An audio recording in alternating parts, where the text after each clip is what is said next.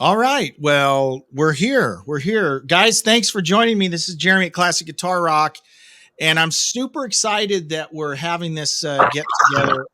By the way, Ross, I've been kind of plugging this in my various Oh, platforms and awesome. things. So, um, I've got with me Ross Warner, who has written an awesome book. I have it right here. It's called American Standard: Cheap Trick from the Bars to the Budokan and beyond. So for the next 40 minutes or an hour, however long, unless Ross gets sick of me, right? But for I, the I next while, we're gonna talk to Ross about this most excellent book. And first, Ross, the question I've got to ask, and this is not even about Cheap Trick yet, because I think I can only speak for myself, but I think a lot of people think they have a book in them, right? yeah, They like to think they could write. I know I've thought that. I've thought someday I'll write a book. So talking to people who've actually written books, I'm always kind of in awe. And so my first question is, how do you write a book? I mean, it seems so scary and daunting a task. How do you do it? Because I you've mean, written several, by the way. well, You've I'm written. not several. I wrote two that have been published. I mean, I don't think that the writing is as scary. I think it's the editing, and then it's also all the rejection that kind of that comes with it. I mean, we live at a time where I started writing in the mid '90s before they were called blogs, obviously. Yeah. So it's great that anybody can write. I mean, I'm not talking about like people reporting information isn't true. I mean, it's great that they're blogs, and they're great that they're letterbox reviews. And it's great that people can write long form essays on things that they love. So I mean, I think writing isn't so hard. It's just getting it out there. And I think trying to get an actual book published, that was more frustrating me than the writing. I mean, and I think again, you could get a book published now that'd be self-published, and I don't think anybody would know the difference. Yeah. My book was self-published; it's not, but I mean, I don't know. Probably wouldn't be in stores. Probably people could get it Right. online, but if you do, as somebody pointed out to me, I mean, the Spike Lee film Black Klansman was written by a guy. He self-published that book, and it became Yeah. obviously a movie. So, um, I think if people are interested in writing, they should definitely do it. I think there's really, I don't know if it's a marketplace, but there's certainly an avenue for almost everything out there. I don't want to say like everybody now can be a creator or whatever, but I mean they kind of can. And I think it's just a matter of getting it to the right people. Whether it be a subreddit or a blog. I mean, there's really a place for everybody. Yeah. That's one thing that I think has worked well with Cheap Trick, because they still, even though to some people they're this band that was big in the '70s, they still have a hugely fanatical following. There are definitely people who I know are pissed that I didn't cover this, or or why didn't I talk more about the band before Robin got there? Which is a totally valid point. And like I said, that's why I was happy that Brian's book came out, because I could not have done that. That's not even in my wheelhouse. And so I was glad somebody else did that, because I would not have been able to even touch that. So when people say, well, why didn't you write about 1974? I was like, well, that's not what the average person knows. And Exactly. what the average person knows is Budokan. And that was something, I mean, I'd originally wanted to write a Bloomsbury book just on Budokan, which is amazing that there isn't a 33 and a third on Budokan. There is on almost every other influential album. And I think, I mean, one of the reasons probably is that there's so much still kind of murkiness about it. I mean, it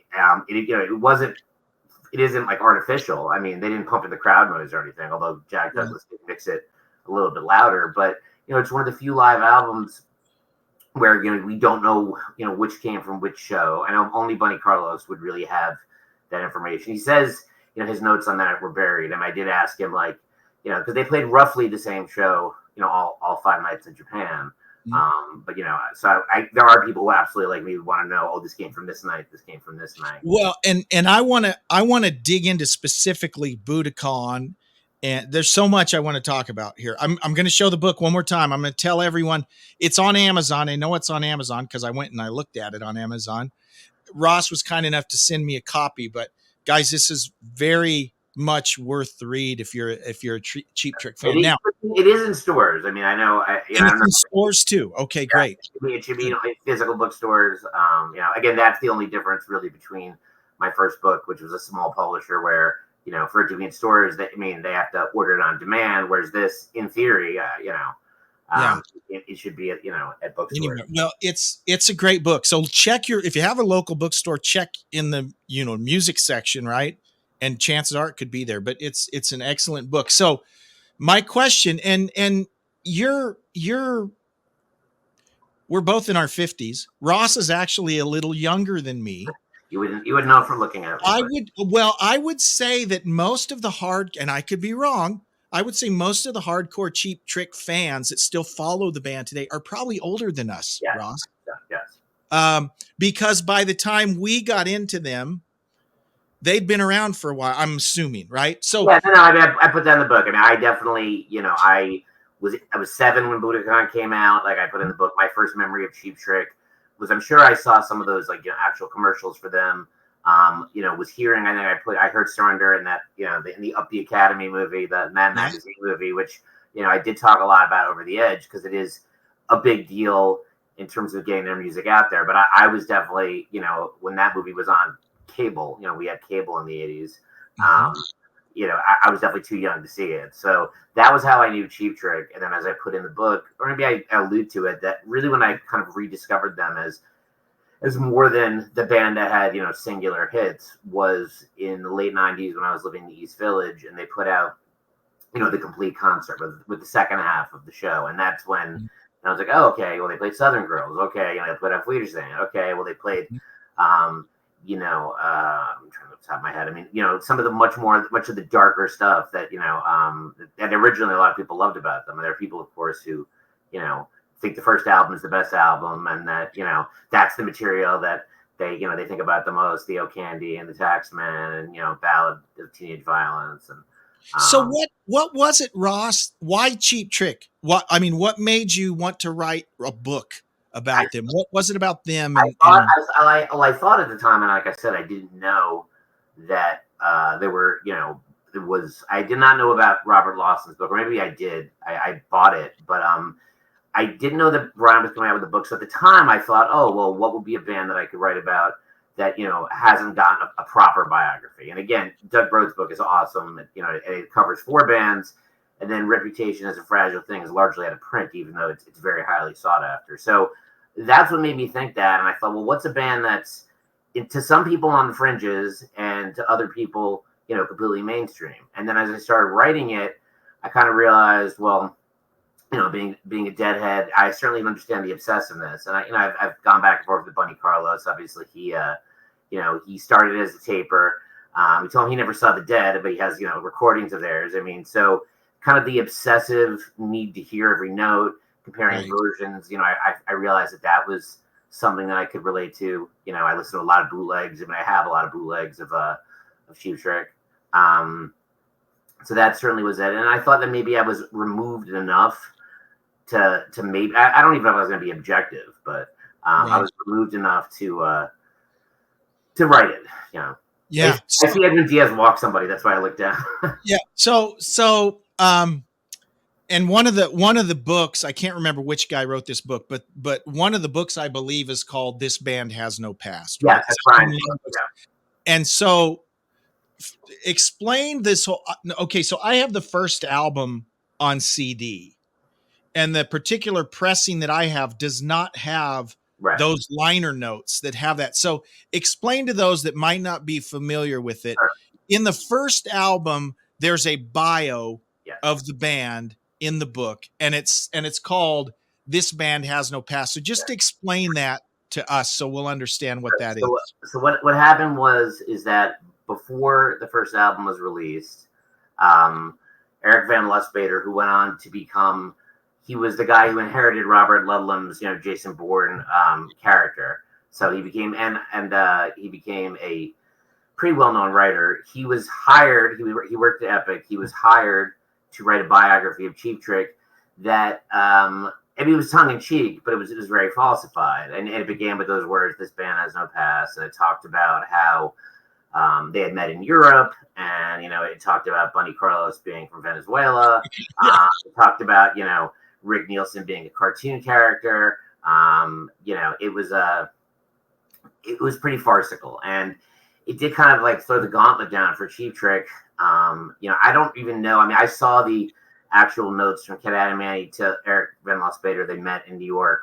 He wrote a draft of it. I don't know that they took it that seriously, and to them, it became. I see Diaz walked another guy. It became like a bit of an albatross for them, because they kept getting asked about it. The reality is that they, were 4 Swedish guys from Rockford, and their image, whether it be Rick kind of clowning around in the Bowery Boys Hunts Hall outfit, and Bun obviously with the short hair, in the mustache, and the the thrift store outfits, and Robin and Tom being kind of sex symbols. Yeah. They definitely did not look like 4 Swedish guys from Rockford. So I think, like I said, they try to keep that up for a while. I know that a lot of the interviews that I drew upon in the book came from local papers, Lively Times from Rockford, the Mad City Music Sheet, and the people that knew them back then. I mean, they knew who they were. They knew they were from Rockford, and Rockford was not doing great in the mid '70s, to say the least. So I know Bun had said, well, the people of Rockford are mad. We kind of don't claim them. There wasn't a lot to be proud of. Now, of course, they're synonymous with Rockford. Rick is, I used to say he's the Jimmy Buffett of the Midwest. Totally. Yeah. And they're synonymous with Rockford. So if people don't know, that was the actual bio that was issued. This band has no past, and basically for the first couple years before they broke through, this was what they were. They were trying to keep this up for a little while. And I'm going to read one little quote from your book, if I can. This is how the book starts out. Your preface starts out with a quote from Bob Kane, right? And people who are into comic books like I am, you'll recognize the name of Bob Kane. He's the creator of Batman. So I love this quote. There are 2 stories. There's a mythical story you create and kind of make up, and then there's the truth. And the myth and truth become clouded after 30 years. And I think that's a super appropriate quote for Cheap Trick. Starting with that, this band has no past, and Rick's penchant for pulling people's legs, right? Yeah, absolutely. And I think, like I said, I mean, he was, I mean, it was interesting. I'd read interviews with him. I mean, he has been telling those stories for a while. He is, as Bunny Carlos would say, he's been in character since the mid '70s. Yes. I don't know that he took it all that seriously.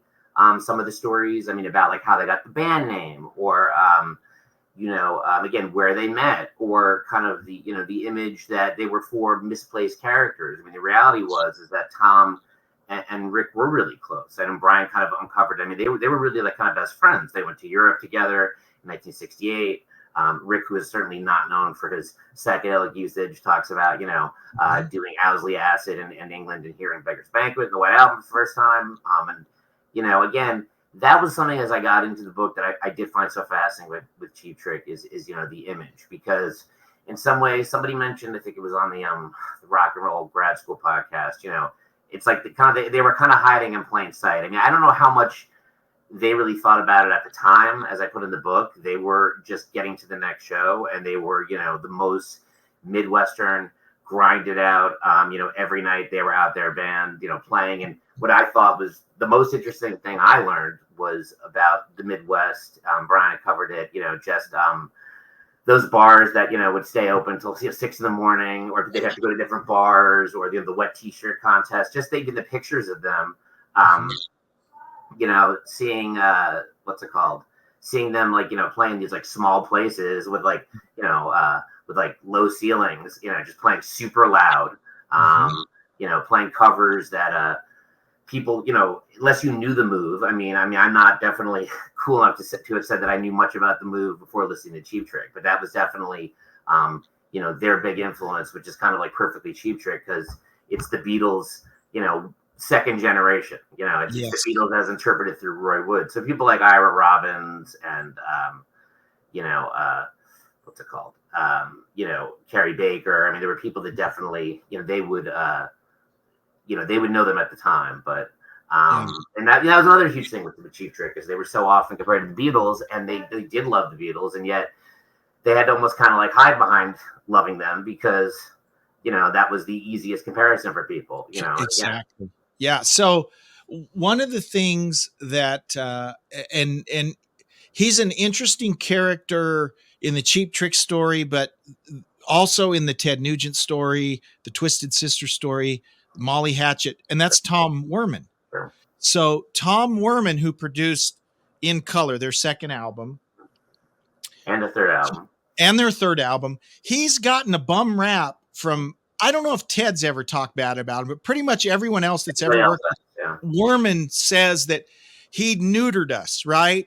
So there was this, I feel bad for Tom, actually, because on the one hand, these albums that he produced were usually really successful, because his whole approach was, we got to get on the radio. Right.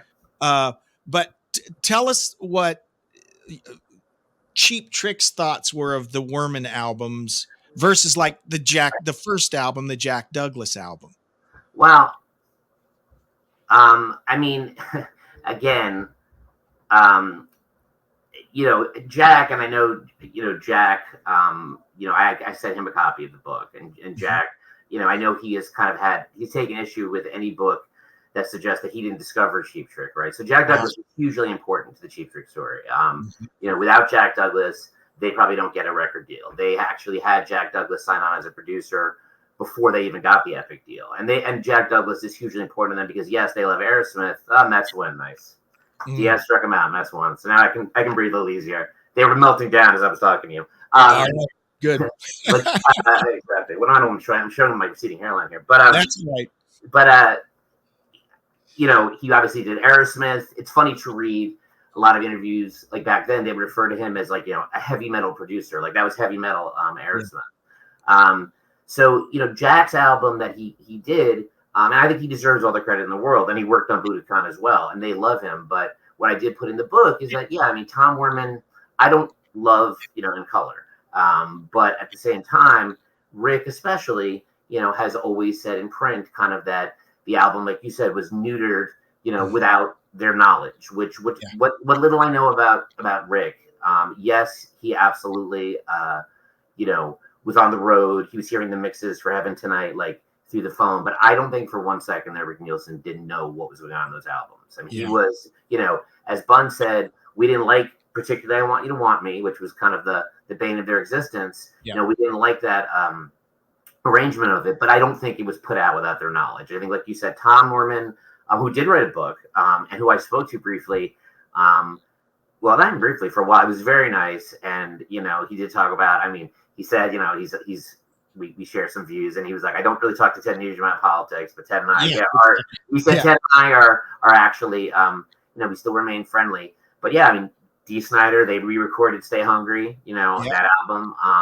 So yeah, in some ways, you know, he was a part of that, that kind of compromise that bands have to make, right, to get on the radio. Yeah, he absolutely saw himself as, you know, a guy who would, you know, get them to the next level. And you know, I spoke to Jim Charn from Epic, and that was definitely a conscious thing. So I think that's why Werman was brought on. But with the Douglas album, you know, it is certainly very raw. It's got all of the material that, you know, he wanted them to put out there, kind of this kind of very dark.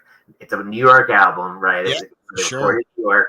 It's got, again, Taxman. It's got Oh Candy, which on the surface is a light poppy song, but it's about, you know, Marshall Mintz hanging himself, you know, being an addict. So it's the most dark thing, which in, I think, many ways is so perfectly Cheap Trick, right? It's a sugary poppy package, which, you know, inside is, you know, kind of dark and sinister. So that album didn't really sell at all, but, you know, in some ways that becomes even more of a something for people to like, you know, that the fan could say, well, see, you know, that's the hardcores. I mean, I jokingly said to people when I started writing the Cheap Trick book, like, one day I hope they get commercial enough so people can be like, yeah, you know, that stuff's kind of commercial, but you got to go back to his early stuff. That's where the real raw Ross Warner stuff is. Like, the way I look at like Hunter Thompson's Prince Jellyfish manuscript. So yeah, that album didn't do particularly well. And then Douglas was only signed for one album. And then, Tom came in and they did In Color, which they have never said this explicitly, but that contains a lot of their most enduring songs. I mean, if you look at the track list on that, you have Hello, and of course, that was the album that they had always said they felt was the most kind of saccharine. And the late Steve Albini, of course, actually recorded that with them, which he talked about before he passed on a Cheap Trick podcast, where I think at the time, I don't know that they ever were going to release it. I think it was around the time they changed management, and Cheap Trick was afraid maybe they'd lose the rights to some of their music. So that was, I think, the impetus for them recording it. You can hear it on YouTube, or I can send it to people. I mean, it's out there, and it's a raw version from 1997 of. And I do want to throw this out because probably a lot of folks listening aren't diehard Cheap Trick. Right, yeah, that's kind of true. so they know the hits, right? They know I Want You to Want Me and Dream Police and Surrender. Yeah. Was the Mike Damone mentions? Exactly. So I just want to tell folks this because this was my experience, right? So my first, let me think. My first real exposure to them, I can remember in 7th grade hearing the Budokan, hearing the I Want You to Want Me, like probably most kids in junior high, whatever. So that was my gate. I had the Budokan album eventually.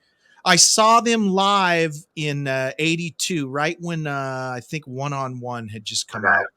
So I saw them live. And then over the years, and here's another point that people need to, Cheap Trick has never stopped touring. They are the hardest working band in show business, but here's the point I was trying to make. Sorry, it's taking me so long. If you grew up hearing the Budokan version of I Want You to Want Me, and then you go hear the In Color version, you're going to puke, right? Because it sucks. That song sucks on In Color. But other than that, Ross, I love that album. In Color's probably my favorite Cheap Trick album. It's funny. I guess you are right that I'm trying to think. I have so many different versions of it, and then when they re-released it, I'm talking about In Color, different mixes. But yeah, I mean, it really, that is the song, and that is the album that Rick would always go back to, and they would trash talk it a little bit. I mean, again, you have to remember. I mean, they were recording so much in the beginning. I mean, literally. I put it in the book, and I made the analogy to like the late Ray Liotta's line in Goodfellas, or when he's talking about, Paulie basically says, I can curse on this, right? Yeah. Yeah. So he says, fuck you, pay me. And Rick said that's been our policy. Like, we have a bad album, we tour. And again, it's taken different forms over the years. I don't, like I said, I mean, I went into this book fully almost embracing the fact. I mean, I did mention to their people that I was writing the book, but I kind of knew that they wouldn't have any interest in doing it. And as I said in the book, to reference another, Cheap Trick adjacent person, Cameron Crowe, it's kind of like that line for singles, that not having an act is their act. I mean, I think, I don't think Rick has any interest, and I asked Ira Robbins this, in being in a book, which is weird because he will get on a podcast, Tom will get on a podcast, Robin will, with anybody and talk about anything. Yeah. But I think with a book, I don't know this. I just think they maybe feel it's like, someone's kind of, making money off of their story. But just going back to I Want You to Want Me, just to make it more palatable for the mainstream person, I Want You to Want Me on the album does have the, crying part. And the imagery on the album, I'll mention the Mets here, is actually that picture was taken at Shea Stadium in 1977 during a rainstorm afterwards. So that's why on the back it looks like there's this beautiful little color, and 1977 Mets were awful. So I don't think they had much competition. But you have Tom and Robin looking very much like gigolos. I mean, on the front, and then you have of course Rick and Bunny on mopeds on the back. So the technical album is black and white, In Color and black and white. But that image did really appeal to people in Japan, and that's another big part of the story. Is that it wasn't. Again, I don't know that it was always a conscious thing, but Rick has always told the story. Well, we opened for the Runaways, Japanese photographer saw us, that kind of got us. I mean, I think there was a little more to that story. I mean, he wrote an article, which I was not able to actually see the article. I think Kevin Manny probably has it, but I saw like the cover letter that Rick wrote to Gaku Senka. So I put in the book that I felt like I was looking at, basically like the 18.5-minute gap from the Watergate tapes. Because it's referenced. You go to Wikipedia, anytime Rick talks, he says, "Oh, Japanese Music Magazine," and I'm like, he's constantly lying. That's why I appreciate, the reference to Bob Kane and Bill Finger, because I mean, I'd seen the Bill Finger documentary, and then I was watching, I don't know what, I think I was watching a DC thing on HBO Max, and that's where I saw that quote, and I'm like, that does perfectly define Cheap Trick, because I think after, it's 50 years now, but they really, especially Rick, I don't think he really knows the truth from fiction, but I mean, they will tell the story of "I Want You to Want Me" being a last second thing, and it wasn't. It was hugely loved by the Japanese girls, and ironically, the part that everybody remembers, the crying, comes from In Color. So that shitty, saccharine, neutered, finger snap, tack piano version that they hated was the thing that these girls latched onto. And they're shouting it out. That ultimately every classic rock radio station, including especially plenty here on Long Island, and that's what everybody remembers. And, of course, as I put later in the book, there's a whole generation of people that only know them from the Beastie Boys, that only know them from, I remember hearing "Check Your Head" in college. And I remember I was in the back of my friend's car and I was like, is that Cheap Trick? And it's the first, literally, and when they say this is the first song on our new album, they are literally, introducing the first song on another band's new album. And that was, the Beastie Boys playing their instruments for the first time. So, I did ask somebody who wrote a biography, Josh Zwickle, on the Beastie Boys, and he said it wasn't probably all that random. I mean, they know who Cheap Trick is. They took the samples seriously. Obviously, Paul's Boutique is all samples. So, but yeah, they were beloved for that album in what's it called, in Japan. That's how they got the Japanese shows. And the one thing that I've never ever heard from anybody involved with Cheap Trick that has been exaggerate too much is that the surprise that they had when they got there. I mean, all those stories about them getting there and being completely floored, being, Robin getting his hair cut off by a girl, then not being able to leave. I mean, there was an interview that Rick did with Jeb Wright that I put in there where he says, yeah, we did leave the hotel. And Bun has alluded that maybe some of the, the roadies, maybe went out with some of the Japanese girls, women, not girls, because people ask them that. But they really were, gobsmacked when they got there. I mean, it was a plan for them to be there. It was a plan for them to do 5 shows. Ken has, which I thought, Cheap Trick nerds, I think, would love this, the list of what they were going to play, which includes "I Want You to Want Me." It's the songs that they hadn't played in a while. And then the show before, which is where the picture on the cover comes from, at the London Roundhouse, they played "I Want You to Want Me." I mean, it was reviewed. So the story that they just keep telling, especially, Rick and Robin, it was the last second thing. The promoter, we needed somebody to fill out the set. It had been a hit here along with Clock Strikes 10. That's just patently not true. And I think I also, to use another, pop culture quote, I use the Liberty Valance reference, Print the Legend, because that is, to me, one of the most fascinating things about Cheap Trick. I read it, I think it was one of the Budokan videos that somebody put, like, they have this great Cinderella story, and like the right hands, this could be like a great story, like kind of rags to riches and myth versus reality. So one thing that I really like in your book is from the beginning, right? You're kind of foreshadowing them going to Japan. You mentioned a few different times, we've got some fan mail from Japan. They like this in Japan. So, they didn't go to Japan until after Heaven Tonight was done. Yes. They were doing it literally like, that part I do believe that Rick was listening to the mixes, and that's the album, the third one that I put in the book. I don't know that they like it, but they complain the least about it. Exactly.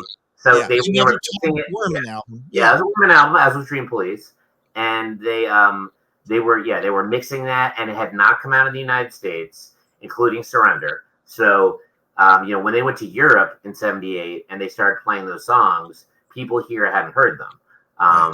So the version of Surrender that's recorded, it's either from the 30th or the 28th. They also played a show in Osaka. That was brand new. I mean, so the Japanese people, I think, what's my son sending me? I have no idea. I get my phone is blowing up. I can't be the only Mets fan people know. I mean, know the Mets suck, but this is not the part of it. He's a Mets fan, and so the Mets just won, and so all of his he's a Phillies, and now they have to play the Padres there. But it's I this is one time I wish I wasn't. I would make the joke that my phone's blowing up like a meth lab. But they get there, and those songs are recorded. The first night was recorded for a TV special, which is why there's video. I put in the book, even Eddie Trunk, who is, kind of a huge Cheap Trick fan, very accepted by Rick as kind of a, purveyor of the legacy. I put it in the book. He's got on the air and said, "Oh, it wasn't even meant to be an album. They just recorded it for TV," which is again not true. There were recording trucks there. Bun has his own audience tapes, which he recorded because he thought his family wouldn't believe how beloved they were. His drum tech Dave Mazzarelli was next to him, and they couldn't even hear each other. But they were planning on making an album. The difference is that it wasn't going to be a domestic release, and that's where again more Budokan Cool Mythology comes, because I'm not spoiling it for people in the book, but it was an import. Marty Scott, who ran Gem Records out here in Jersey, who spoke to me, helped distribute it. And so, that allowed it to kind of catch fire. Eventually, I don't know that Epic knew what they had. I know that, when they heard the tapes, I spoke to Bruce Dickinson, who is not the Bruce Dickinson from Iron Maiden, but he is Bruce Dickinson and more cowbell, because he's that. It is him, but it wasn't. The funny thing is the reason his name is in the skit is because whoever was the PA that was looking for it, he had worked on a re-release of Blue Oyster Cult. He didn't record in the studio, and the whole character Christopher Walken plays is not anything like, at least not the Bruce Dickinson. As much as I love it, again, one leg at a time. Yeah, he's just like everyone else, except once he gets his pants on, he exactly cock of the walk, baby. But he, him and I spoke, and he actually worked on the re-release of Budokan. The tapes were pretty messed up. They knew that the screaming of the girls was a hook. They knew that was something that would absolutely get people's attention. They didn't really take it that seriously as they were mixing it. It was, again, Bun worked on it. Gary Ladinsky, worked on it, and Ken Ame would say he's kind of the guy that saved that record. It definitely has a very specific sound. I remember reading, Robert Christgau, who is the self-build, and he's a great writer, dean of, rock critics, saying that it sounded like it was recorded in the big room at Carlsbad Caverns. It's not. They definitely mixed the crowd like it's its own instrument. When you listen to it, and it's great. It's like the best comfort food. It's like a bacon, egg and cheese. When you hear "Surrender, I Want You, Want Me," or any of the songs on the original Budokan, or even the ones on the expanded, you just feel good. Even the Genius of Cheap Trick is Auf Wiedersehen, which talks so much about suicide, such a hard rocking song that sometimes you don't. And they never really, they were Bob Dylan. They have their own issues, and they work their stuff out through their art. But there was always a double entendre, triple entendre.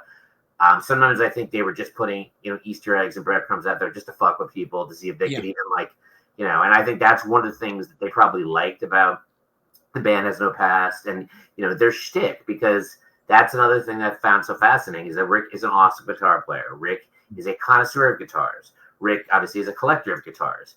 His character, that kind of goofy-eyed Hunts Hall, which would definitely not be acceptable today. I'm sure people would look at that as if he's, acting like he's disabled or something. Was more, I'm a goofball who's not really trying, and yet the sounds that come out of my guitar are so amazing. Look what I'm doing. That was his thing. They were friendly with Nugent, for a long time. I don't think they necessarily have had a parting of the ways. I know Rick had said that they were asked to play the 2016 Republican convention, and he said, what are we going to do? Make guitars out of swastikas? No way, we're not doing that. So when people say they'll play any gig, that's the one gig that I can say I know they wouldn't play. But they joked about, they called him Fred Nugent and his guitar kind of artifice, or all these guitar gods. Rick loves Jeff Beck, who was kind of the guitar guy's guitar. But that was another part of this was interesting. His story is that the image they put out there, really kind of it did help and hurt them. And it definitely got them noticed. But in some ways, to some people, I mean, they are frozen in time as the four guys on stage at Budokan. And, you know, Robin, you know, again, will be obviously, you know, I put in the book, the original Fast Times book that Cameron Crowe wrote when he went back to high school. The line that appears in the movie with Amy Heckerling's dialogue, you know, there are a lot of girls here with the Pat Benatar look, including Blair Tefkin, who was in V. The book of it says actually there are all these guys here with the Robin Zander look. So, Yeah. you know, what I thought was also so great about Cheap Trick is that I joke with people that it's like Pennywise, you know, from It. They've always been there. You know, they're like, wait, they were there. Like Rick is in Disorderlies, the Fat Boys movie. Like Rick was on, you know, what's the Ben Savage? You know, Boy Meets World. You know, they appeared as themselves in Daddy Daycare. Obviously, they're people that only know them through the '70s show. You know, obviously they're not from Wisconsin, but they kind of might as well be because they were centered in Madison. So even though it was done for the '70s show, you know, Hello Wisconsin is also kind of very Cheap Trick. And even though that's you just the sheer number of movie soundtracks they're on. Yeah. I mean, they're on dozens of movie soundtracks. Right. Now especially, right? Yes. You know, Guardians of the Galaxy. Yeah. You know, 10 Things I Hate About You, great movie with the late Heath Ledger. You know, Letters for Cleo.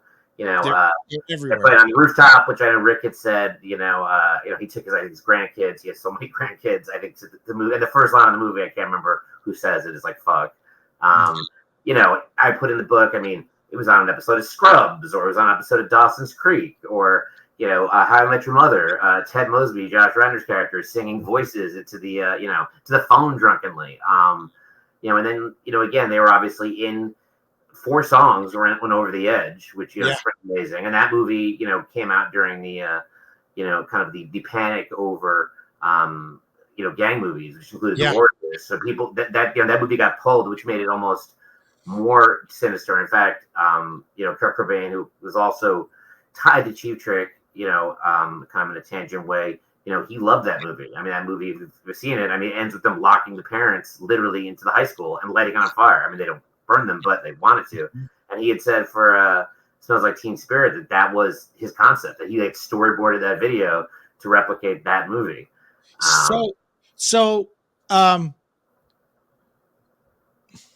Tell us what Budokan did for Cheap Trick, because to be honest, the first 3 albums, they didn't sell that much. Yeah, no, they did not at all. They did not.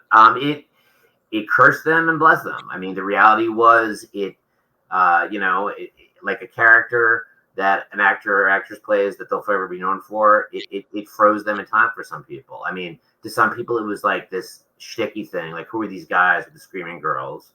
You know, Rick had always said, you know, he had a very clear-headed view of their career, and he'd said, you know, an interview that I put in the book with Howie Klein, who, you know, was a writer. He later ran Reprise Records, but he interviewed them when they were out in the Old Waldorf in San Francisco. And the interview's on rocksbackpages.com. I know Brian Cramp had also posted some of it. And it's very interesting because Rick is kind of out of character. And he's kind of like, you know, just more what I assume Rick would be like if the cameras weren't on him, although he's probably interviewed every single day, and everywhere he goes, he's expected to be Rick Nielsen.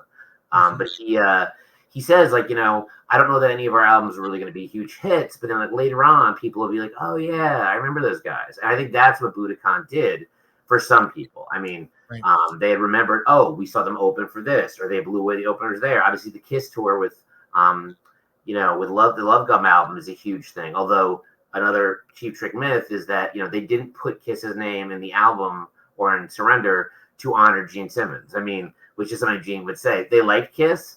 I think in interviews, they thought Kiss was obviously more of a gimmick than they were. You know, ironically, I think Steve Albini said this as well. Cheap Trick's music, although they looked more, you know, cotton candy-ish, probably was much harder edge than what Kiss was putting out. Definitely. But they also, you know, were considering putting Queen in there, who was another band they opened for.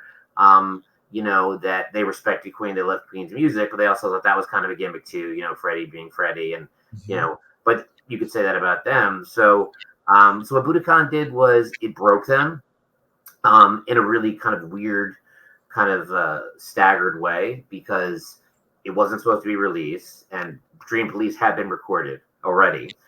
It was in the can, as they like to say. So it's already they went back and did it in late '78 and finished it for sure. But the majority of it's already done. But so they did not release. They held back on releasing Dream Police. Dream Police does not come out until September 21st, 1979, even though the majority of the album had been recorded before they left for Japan, and they finished it. I know Bun had said they did the studio version of Need Your Love on the same night that Kiss meets the Phantom of the Park and with airing, so that they did it really quickly. And some people think that song shouldn't appear on the album because they'd already done it on Budokan. Why do we need another version of the same song? But they ended up holding it back, and they kept holding it back. Epic did. It wasn't so much their choice, and I think this is really where, and I would like to hopefully write a second, volume, because when Cheap Trick hits, in some ways they're the least prepared to deal with it, because what ends up happening is this album that, the songs on Budokan, they had been playing now, since some of them since the beginning. I mean, it's a well-known fact that Rick had this, magical catalog of unlimited songs that, that they were mining. And it's around the time of Dream Police. I know for Heaven Tonight, they were writing some of them and they were recording them without road testing them. But those were some of those songs were songs they had already, they had Surrender, previously. But by the time of Dream Police, some of that's running out. And I think they really felt kind of trapped, because what ends up happening is in real time, they're essentially supporting this live album that they didn't really even want. And they're playing the same thing over and over again. They're not the Dead. I mean, Bunny has said, jokingly, they didn't have such a deep set list, but I think they really felt like, chained to that. And then at the same time, what Budokan did was, I think it upped a lot of the, some of the tension, because, it does sound like a cliche, like is today John Lennon's birthday? I don't know. Today, I think today's John Lennon's birthday. So obviously they were huge John Lennon fans, and as I put in the book, they loved all the different John Lennons. And as I think I alluded to, John Lennon got to be John Lennon because of his role in the Beatles, but they loved, Rick used to wear shirts early 1975. I'm not Paul, he also wore shirts that said small dick. But that they loved, they loved the sinisterness of, Lennon, and they loved Cold Turkey. And of course, another, weird Cheap Trick kind of serendipity is, Bun and Rick played on Double Fantasy, of course. Right. And the last electric guitar that John Lennon had was the one that Rick, had given to him. I believe it was a Hamer. I'm not sure. I should know, but I think it's a Hamer. And then sadly, it was returned to him by Yoko after John Lennon was shot, which Rick had talked about. He found out about John Lennon being shot in a strip club on tour, because Monday Night Football, Howard Cosell famously had to cut in and make the announcement. But Budokan really was, like I said, a blessing and a curse, and it broke them. They were on the cover of, obviously Rolling Stone in 1979, when that was obviously the highest, honor you could receive. They were seemingly everywhere. I guess commercial, I guess if charts matter, I don't know if they were as big as maybe, were they as big as Frampton Comes Alive? I guess not, but I guess, again, Frampton's really the average person who's a Humble Five fan, or a blues fan. He's obviously known for a small handful of songs. So it really kind of messed them up. And then by 1980, when they probably should have been, celebrating Dream Police, and really kind of starting this new phase, they were really, chained down. And Tom was married to a German model named Dagmar. So I guess I was going with the Yoko analogy, but it wasn't, a troublesome marriage. I think it exacerbated a lot of the problems that, he felt. I think part of him either believed that he should be a bigger star, or she was telling him he should be a bigger star. And, he literally, the most Cheap Trick thing in the world, he left in the middle of their Canadian tour. I mean, they flew in Pete Comita, who was a guitar player, and they didn't even announce it, which is the most Cheap Trick thing. They just brought a guy that had similar hair, put him out on stage, and I found, obviously, so many reviews of that time, Vancouver newspapers. I mean, some people thought it was Tom Peterson, or he's on hiatus was another thing. Or, Rick, of course, made the joke, well, he's on sick leave. We got sick of him, which it's a great joke, but I also think there's a lot of hurt there. Him and Tom were really close. So, that's one thing that a lot of people ask me about the book. Why don't you talk to them? Why don't you get more of like stuff on the record? And I was like, they're never going to go on the record about some of Yeah, they're not that type. So John Brandt came in. Comida is Comida on Standing on the Edge? Who I or think Brandt. I mean, Comida, I don't think really is played. on? I know. When All Shook Up, they, that Rick had to do a lot of the actual bass parts. Okay, all right. Again, in another Cheap Trick, double-edged, sword thing. They do an album with George Martin. Obviously and again, at this point, once they had broken through Budokan, they can admit, yeah, we're huge Beatles fans. Yeah. Obviously, yes, obviously, the song Taxman and Mr. Heath is a reference to the Beatles. We're not trying to be the Beatles, and being the American Beatles or a Beatles ripoff, I put in the book. I mean, I'm old enough to remember when Beatlemania was on Broadway. Like now, the Cirque du Soleil type, tributes and everything are so commonplace. But back then, I think the Beatles cast a huge shadow, obviously. So to be called the American Beatles, it's like the way Springsteen was called the next Dylan for a long time. That's not a great thing to carry around. And yeah, that's a lot. It was used as a way to kind of chip away at their originality, and that was a huge thing with Cheap Trick. Oh, they're cribbing this from this part. I mean, there are people, like I said, Dave Marsh, who obviously was huge with Cream Magazine and Rolling Stone, and obviously does a lot of semi-authorized Springsteen biographies now. And he'd written about, well, he felt they mind, this part of I'm So Heavy and this part from, like specific, like, actual like pieces to get their sound. And, that also, I think, hurt them, because I think those allegations hurt, because again, they weren't some like cheesy kind of rip-off band. They were they were a bunch of music geeks, really. They owned every single pressing of everything, especially Bun and Rick. And, they use those things to put into their own music. But for some people, the mere fact that they were melodic and loud, therein lies, the John Lennon or Beatles analogy. Yeah. And as Bun had put in a couple interviews, back then you couldn't be both. You couldn't be loud and melodic. And you couldn't look like Robin Zander, but also have, Rick, Rick and Bun. And so it really was in some ways kind of a millstone, which is a shame, because the Budokan, the accomplishment is amazing. The story of how it actually finally came to be is also very cool. The way that it was in the import markets, it was in all the it was being played on BCN and all these, it was being played. Obviously, you can hear in the bootlegs that Rick alludes to, he'll say it during the show, like, "Oh, we're gonna play Need Your Love," and it's on this album that we hear is hard to find. Elicits great applause, but they never really wanted it, I think, to come out, and then it became the thing that they're always talked about. And there's a great interview that I use, but I probably would use more of it if I do a second volume, when they come back to Japan in 1988, and they're doing an interview for Rockin' On, which was, I think it's still in publication. It's the Japanese music magazine that nobody really talks about, and it was translated by a guy named Steve Harris. And Rick, again, sounds very not like he's being interviewed. He sounds very chill. Maybe it's because he just finished the show, or and they talk about just a lot of the the weight of the success. And there's a great line in there. Why didn't you guys come back to Japan for 10 years? He's like, because they didn't ask us. Yeah. He's like, everywhere we go, he's like, we are asked about Budokan.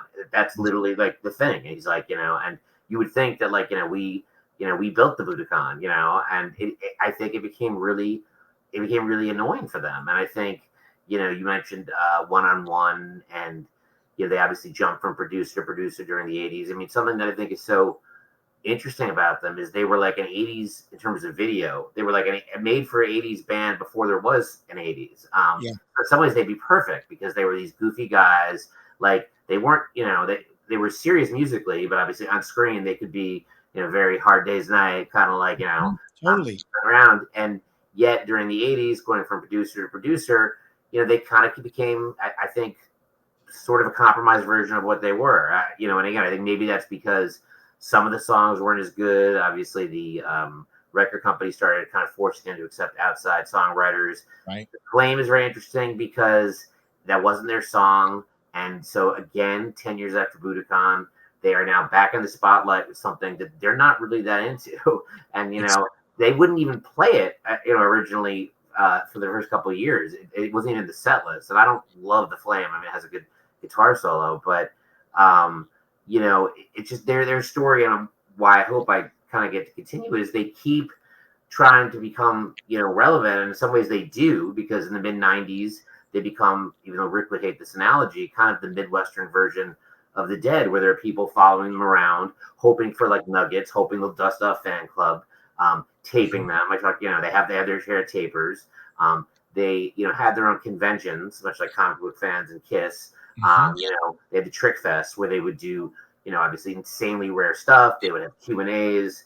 I don't know if they necessarily were merchandising booths, but and then in 1997 they come out with an album that's self-titled 20 years after. Which, by the way, is awesome. Yeah, I bought it in a cut. I paid 99 cents for it at a Hastings. I knew nothing about it. I see this album that just says Cheap Trick with the picture of, and so probably around. They're actually, they don't appear on it. It's around 2000. I just found it. I didn't even know about it. It is great, and this is another great, like, Cheap Trick fans who are watching this. Like, well, obviously he's going to talk about that. I mean, it was this great album that came in 1997. Obviously at that time now, music is now becoming more harder edged, more, the people like the rough parts.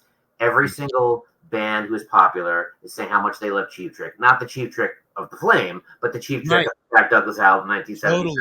Yep. You're getting name dropped, obviously, in everything, whether it be, obviously, Mike McCready wrote the foreword to the book. And again, he did it for Cheap Trick. I don't think he did, for me, we've never met, but obviously, Jeff Ament wrote the one for Brian's book. Billy Joe Armstrong is a huge Cheap Trick fan. Nikki Sixx is a huge Cheap Trick fan. I just saw what's left of Everclear out here on Long Island. Art is an enormous Cheap. I mean, they are, Steve West of Danger is huge. I mean, they're people, they're Rick jokes that they're everybody's fifth favorite band, right? That's one of his other longtime jokes, which I guess he puts the Who, the Beatles, the Stones, and AC/DC ahead of them. He doesn't put Zeppelin. Yeah. But you know what? That's really true when you think about all the people that were influenced by Cheap Trick. That's totally true. Billy Corgan, you might even talk about this in your book. I haven't got there yet, but Billy Corgan at the beginning of the Music for Hangovers video, where Billy Corgan comes out and plays a solo. There's that little written piece where he's talking about, I went to a fair and I just knew they did The Flame, which I thought was a lame song. And then he goes and sees it and he's like, these guys are awesome.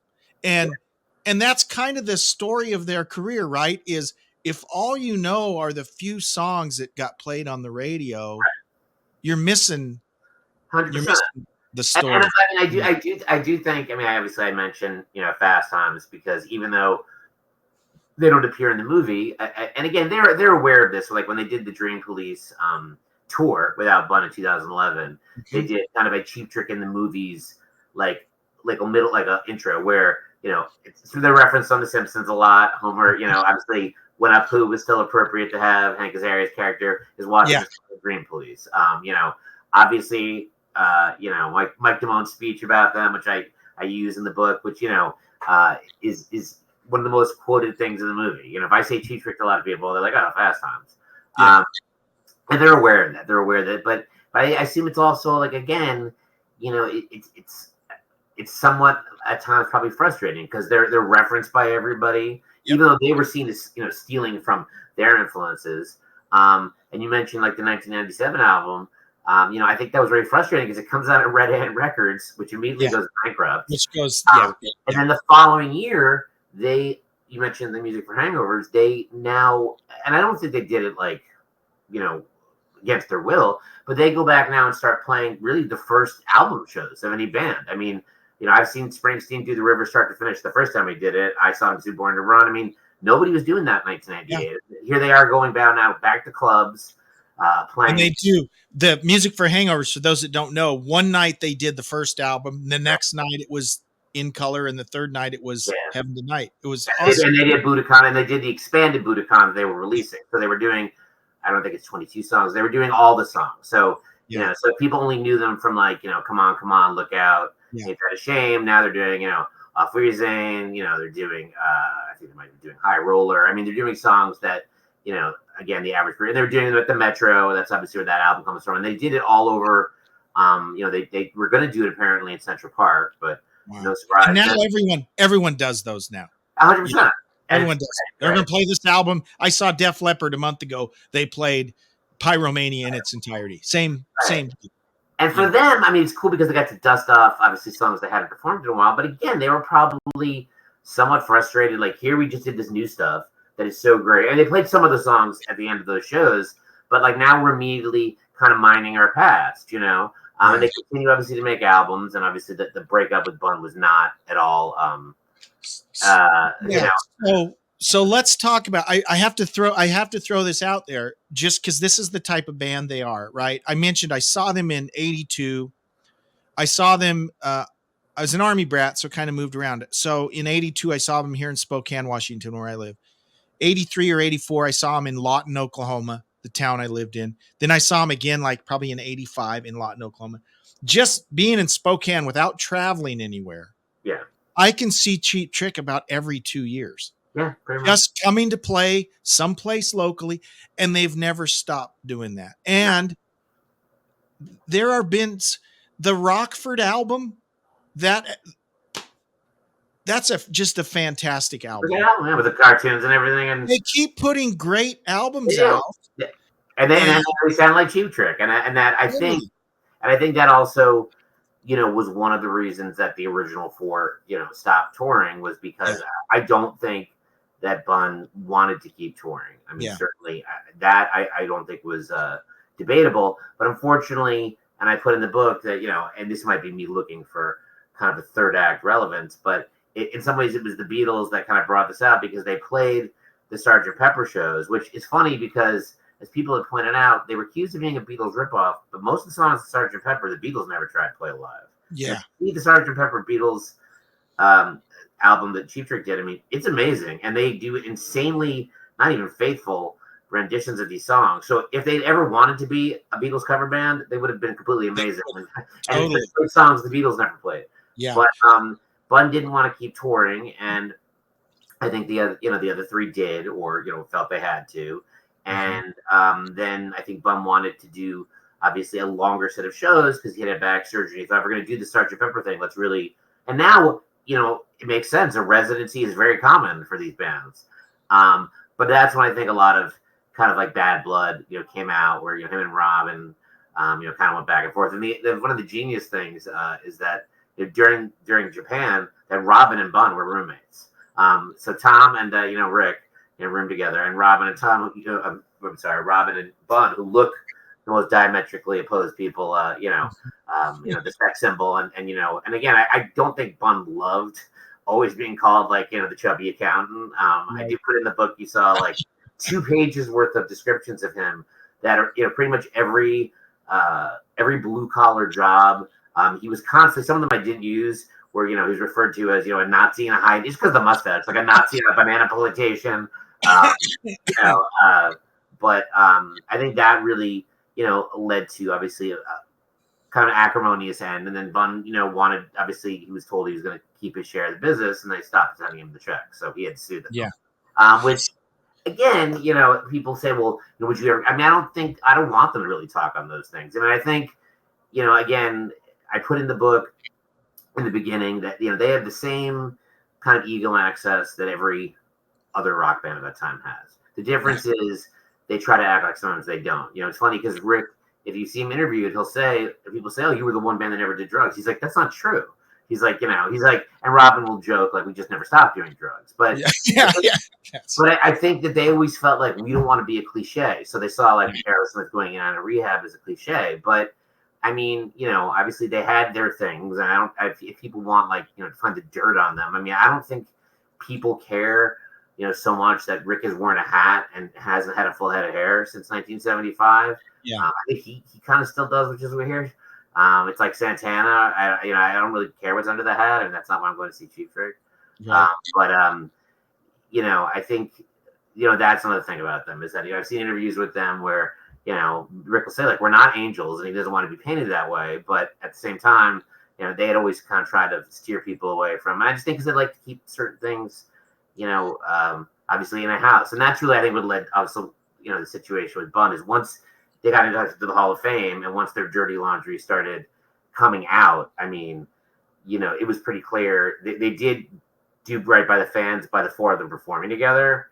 Yeah. But I mean, I don't think, I'm sure there's still a lot of hurt there. I don't think that the four of them, will ever step on stage together. Yeah, and that's before I ask you this next question about Bun, I posted a comment here from a friend of mine, Will. He and I attended a Cheap Trick concert together in about 85, Will. I think that is probably front row, general admission. So we were right up in kind of Robin, and they were extremely loud. Yeah. They have always been a very loud band. Very loud.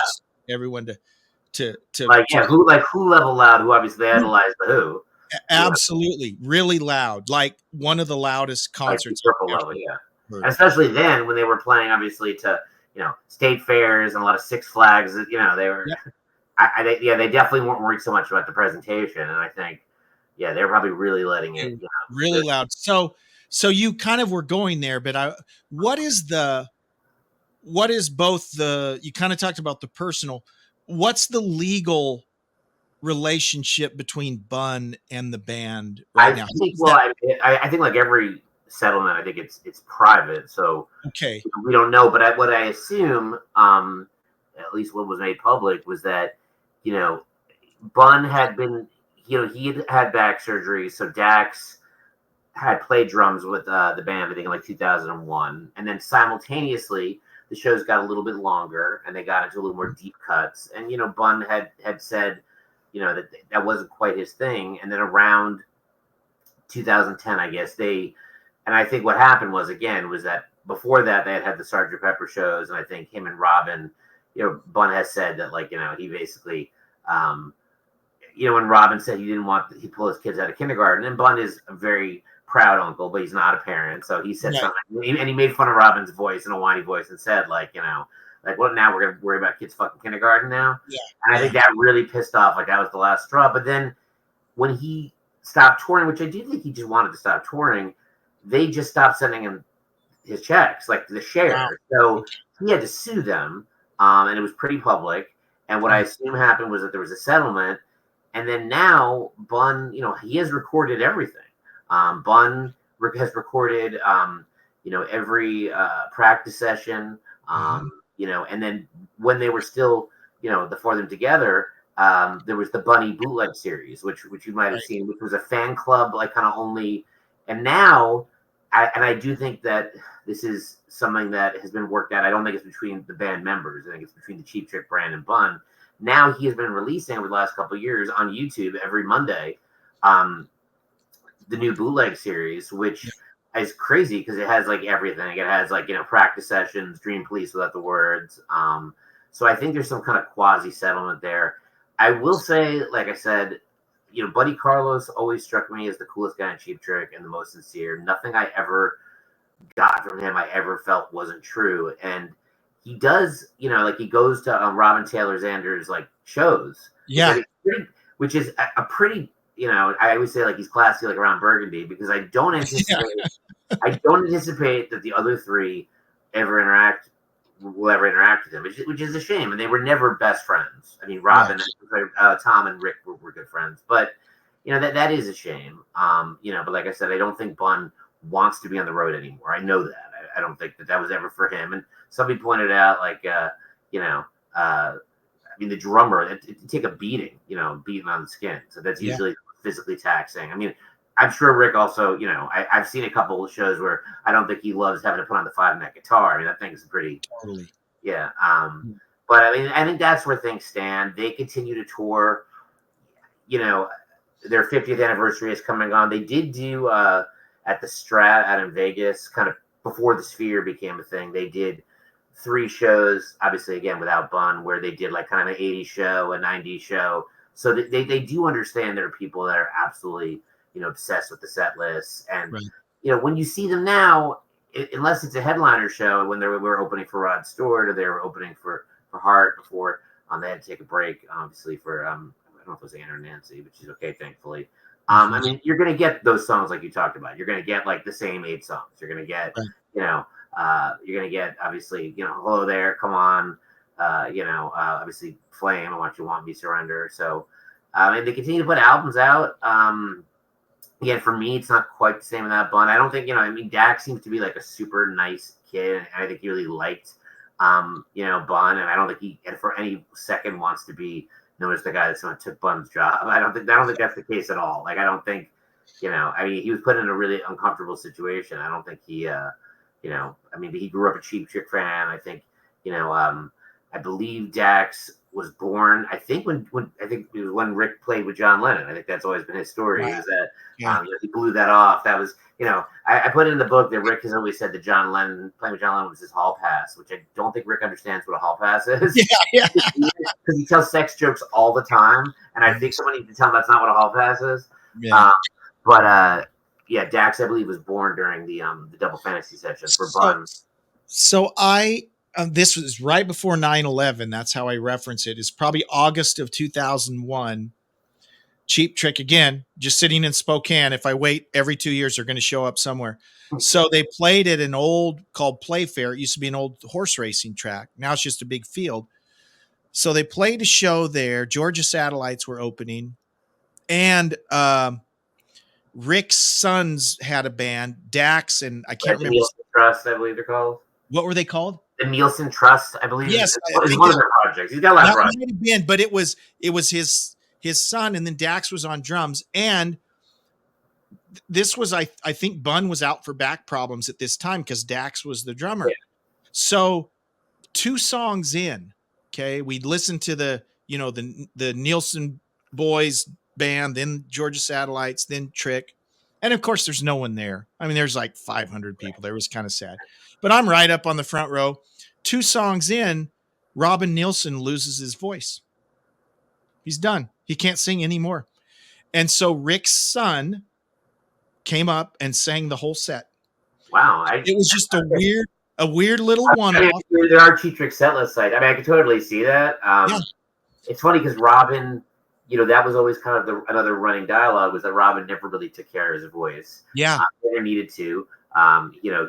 Steve Albini had said he was still like smoking Camel nails in the mid-90s. Now I think, and again, I mean, who knows how any of us would be, in our 70s. Now I think that, his voice is going a little bit, which I think is why Robin Taylor Xander is there. Because when I've seen them, ironically, or not ironically, frustratingly, Down, which is one of my favorite songs, Robin doesn't sing at all. His son sings it, which, that was on the original reissue of Budokan. That's obviously, one of the earliest great hits. Again, so like very Cheap Trick, like on a Live in the Mountain in Australia. It's either Life or Suicide. But you can hear sort of when they sing, that Robin Taylor Xander kind of, it's almost like scaffolding for, for Robin. Yeah. Just so it's right. So it's, and again, I mean, not everybody can be Mick Jagger, and he's, avoided any type of vocal strain for so long. So, I mean, they still put on a great show. I didn't see them for a while before writing the book. I'd stopped seeing them when Bun left, and I used to always say, like, no Bunny Carlos, no give a shit. Which is what I always say about the Rock and Roll Hall of Fame when they post something. I say, no Warren Zevon, no give a shit. And I will continue to do so. But they still put on a great show. But again, like you said, and I think now, they still do a lot of the package tours. I mean, there are people that only want to see them as headliners. I think I was interacting today with a guy who wrote for New Musical Express in '86, and near the end of the book, I mentioned how they now were opening for like Motley Crue, and these guys grew up idolizing them. But like, I think Rick was kind of like, huh? Like, I don't even know what we have in common with you. Yeah. But I think they did bother them. I mean, he would always brush it off and say they didn't care. But like, I mean, you 10 years after Budokan, you're opening for Rat. Yeah. Like, I can't imagine. I mean, and that doesn't happen to a lot of bands, I guess. I mean, I'm trying to think, like. I think we notice it with Cheap Trick because they've never stopped, right? Some of these other bands that maybe would have been big, well, they just kind of fizzled out. Right. And again, when being on the cover of Rolling Stone was such an exclusive honor, I mean, who has reached those heights? And they said, I mean, right. I mean, they're the kind of band, like, they were knocked down, and that's kind of going back to Rick's, we just keep touring. I mean, and they just kept going. So, but it's funny because I found an article in the Buffalo News from 1990, which this is when the Cheap Trick Heart tour was announced last year, and it's from 1990. And the writer was saying, like, it's ridiculous. Watch the Cheap Trick have to open for Heart. You know, they're so much better than Heart. And I'm like, this is, you know, literally the exact same thing 34 years ago. Yeah, that's exactly how it's been. You know? Yeah, it's amazing. I mean, with at least obviously they got into the Hall of Fame on, you know, their first nomination. It just took 13 years for them to get nominated. Yeah. But you mentioned Billy Corgan, the late Taylor Hawkins, Dave Grohl, obviously McCready. I mean, they all kind of pitched in and you know, were pushing for Cheap Trick to get in. Yeah, and if you think from, you know, mid 70s to mid 80s, in my mind, if you went to concerts, there's a very good chance you were going to see Cheap Trick open or UFO. You know, those two bands. You should write a book about UFO, Ross. Well, I'll tell you, it's funny because that I did put in there because Bun did say, you know, we always one of the Cheap Trick rules was they never, you know, drank during the show, but they would say, like, when it was over, we drank our fucking heads off. I mean, you know, Rick has been sober now since early 2000s. He never talks about how he got there, even though he's a vodka ambassador. But Bun had said when they toured with the UFO in 1981, he was like, that was the Party Dog tour. He said, you know, I think I put in the book, he's like, we saw a lot of sunrises on that tour. Yeah. You know, he's like, those guys. And then, I mean, it was interesting also, like, you know, even in '88 when they were hanging out with, you know, Guns N' Roses during their ascent. You know, Rick has told the story before of, you know, he punching Slash in the face because he was so wasted. In Nikki Sixx's book, The Heroin Diaries, he talks about peeing on that. You know, basically the story was that Rick had this like rubber raincoat that he bought at some kind of like cool hipster shop, and Nikki was obviously completely nobody knew on heroin. You know, and they talk about, I think they were hanging out with Queen, and they, you know, but I do know, yeah. And Bun did an interview I saw in the late '80s. We saw those, you know, GNR. He's like, those guys really need to watch it. He's like, they're going to be the way they party. Yeah. So Ross, what do you see?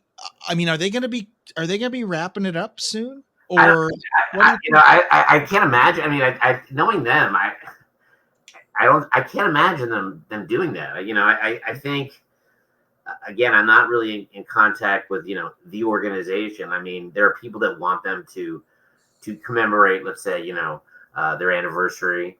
Like I said, they definitely. I can't imagine a scenario in which they would play with Bun. You know, and again, you know, it's not like, you know, when they got David Lee Roth to come back to Van Halen. I mean, there are people that would love to see it, would pay to see it, right? But I just think there's just too much, you know, acrimony there. So, yeah, I don't know. What I think will happen is they'll just keep making albums as a vehicle to get out there and to feel, you know, relevant.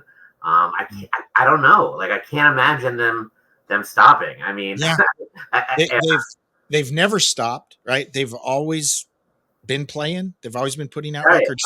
And I think, you know, like I said, I said it in a Newsday interview, which, and I don't know this for a fact, but I mean, I assume, you know, obviously Rick is probably the most financially secure. Because I mean, obviously he, you know, I can't imagine. Well, he did sell off the catalog, the songwriting catalog. He's one of the earlier ones, which didn't get a lot of hype compared to, like, you know, other people doing, like Bruce doing it. But he, you know, obviously he's collected everything. He has like coin collections that are probably been on every, you know, and you know, again, he just helped open up the Rockford Hard Rock Cafe, which is again basically like the Illinois version of Margaritaville. So, you know, him and Rama do very much have I think probably does. He's asking about the Geddy Lee Les Paul. I mean, Rick's guitar collection, you know, is, I can't imagine, world famous. I'm sure it's insured, and you know, it's. I mean, again, much like everything Cheap Trick, it was always kind of like, you know, sometimes it was exaggerated, but I think, you know, he obviously, you know, has been collecting them. And Rick, you mentioned in the book, he's been married since like 1960. Yeah. Wow. How hard would that be, you know, to keep a marriage together? I mean, and you know, I think it wasn't. It might have been an episode on TV, Cribs, but him and Karen appeared on some show, and you know, she's joked about, I think, you know, being tolerant, but yeah, Rick was never obviously trying to push like the sex symbol image, but yeah, I mean, he, you know, in the very beginning, he was married, you know, and I joked that he was. You know, he had the personality of a dirty grandpa long before he actually had kids. Now he does have kids, you know, and grandkids.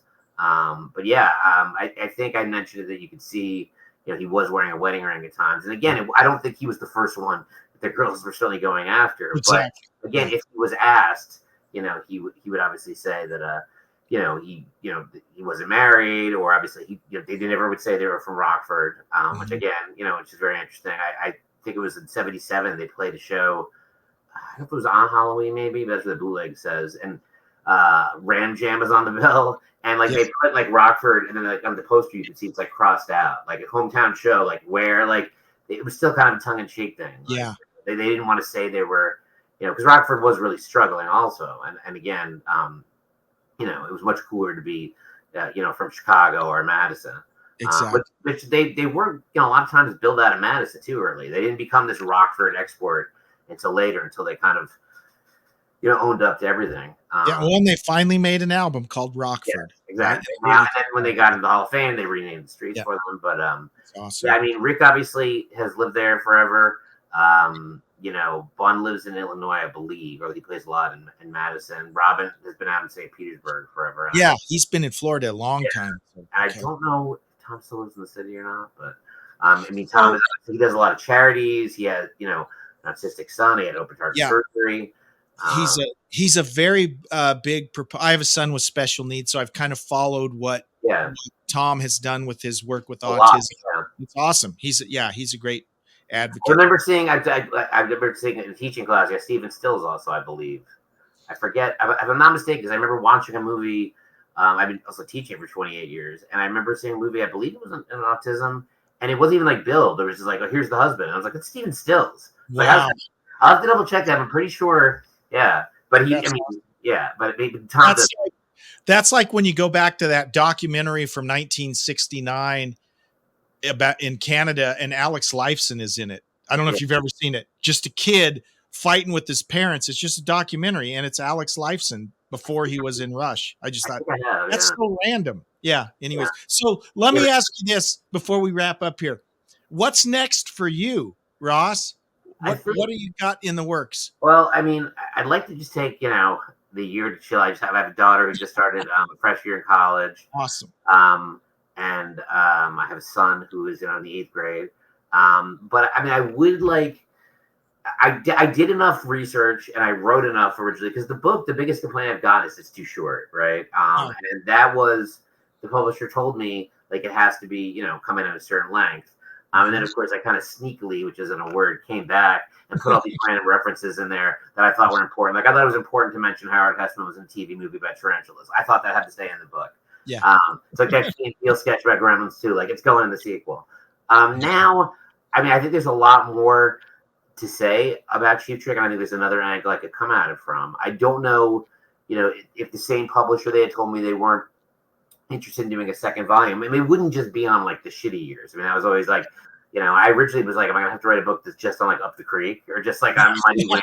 I mean, although I do think it's fascinating, but I think, I definitely could write a book, like I said, that starts at the pinnacle, and then obviously alludes to the fact that here's this band ready-made for the 80s, and here comes the 80s, and all this stuff happens to them. And again, it's a Rick quote. I think it came from the LA Times. We've been literally down more than we've been up. We've been coming back more than we've been on top. So I do think I'd like to write like another book on them, because the book has been well received, and people who have read it and who were there really have liked it. So I'll see how it goes. And I jokingly said I would call it a Too Dumb to Quit, the Fallen Ride. Another Rick quote, we're too dumb to quit. That's good. And then eventually I'd also like to revisit, kind of the other side of my writing, which, like I said, I wrote a book called Drunk on Sunday, which is available to small publisher in Buffalo, which actually comes from the Ray Nitschke, the Packers legend. His memoir was called Mean on Sunday. So I wrote a book. And it's a fictionalized account, but not that fictionalized, of 138 Dead shows, growing up with the Chargers. There was originally some Cheap Trick in one of the chapters, but didn't end up making it in. I did make a reference to them. I mean, I have seen a fair amount of Cheap Trick shows with my wife. But I would like to maybe get back to that. I do have a hangover on Monday sequel planned, which would, I don't know that I would do a third book, because nobody needs to hear about me getting a colonoscopy at age 50. Like, that's not fun. Yeah. Hey, I get a colonoscopy every year, and I have for the last 10 years. So wow. Too much information, I know. Yes, I was going to say. I did, the Cologuard people will be calling you to see if you'll poop your butt. Exactly. Yeah, no. So I want to just show this book one more time, guys. This is the book. It's American Standard, Cheap Trick from the Bars to Budokan and Beyond. Ross Warner has been our guest. I super appreciate this. And by the way, you talked to Jeb Wright. Yes. And we had Jeb Wright. We interviewed. Yeah, well, Jeb also. I know Jeb is. I know he wrote a book that's not about rock, and I know he's also a Chiefs fan, so I'm sure I have some beef with him. Yeah. So we had Jeb Wright. That was his. Okay. So you can put me in touch with him because his interview was the one. Yeah, I did take his book out of the library, and his interview was the one with Rick, where Rick says, awesome. "Yeah, of course we left the hotel." And I did use a quote in there that Jeb got it, which was very good, where Rick said, yeah, you know what? The "I want you to want me" thing is like half true, half not true, which he never really says. He says, songs don't just happen that way. Right. But yeah, no, what was the blog that Jeb, was it Classic Rock Revisited? It was Classic Rock Revisited. He kind of shut down about 2 years ago. He wrote the book. I mean, the website's still there, but he's not interviewing people or doing anything. But it was a great interview. So that's one of our yeah. I mean, if you have his contact, I can definitely do that. Yeah, I'll send him a copy because I did. I mean, I went back to a lot. He had a lot of, and clearly he spoke to Bun. I mean, and that was a very a lot of the stuff that I used. And Bun has said it in a couple interviews. But yeah, specifically like this is how we got the name. No, we didn't get it at a Slade concert. We were just coming up with a name. We just had Cheap Trick. It wasn't meant to mean that, yes, there's a double entendre, but he clearly got a lot of good stuff out of both Rick and Bun, which is no small feat. So yeah, for sure. So, well, congratulations on your Mets winning tonight.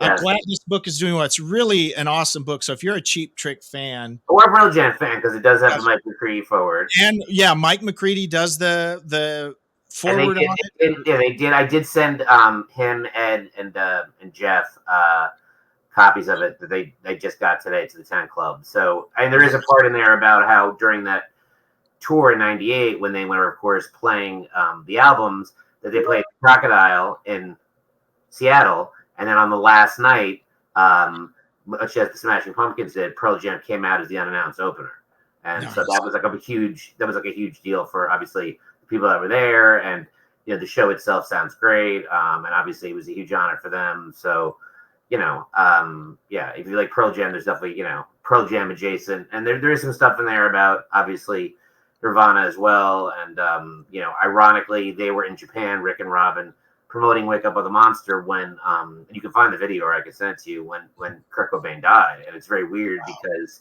they're asking them about it as they're promoting this album, and Rick on one hand wants to get in there, that Kurt Cobain said he loved Cheap Trick, which he did, although he didn't say that Cheap Trick, that Nirvana was Cheap Trick with just loud guitars. What he said was we could have been Cheap Trick or the Knack, is what he said. But Rick says that, but then you can see he's legitimately, obviously, ashen and horrified because he's just learned about it that morning, and he does say how every generation has their martyr, their Morrison. But and again, and also Taylor Hawkins was a huge Cheap Trick fan. So many of the modern bands, especially the grunge bands, surprisingly, very much influenced by Cheap Trick. So, Ross, thank you so much for joining us. I appreciate it. Absolutely. We'll stay in touch. Please, some other pop culture things we might need to pick your brain Absolutely. on. I was on remote control in 1989. How's that? There you go. Hey, there you go. Nice.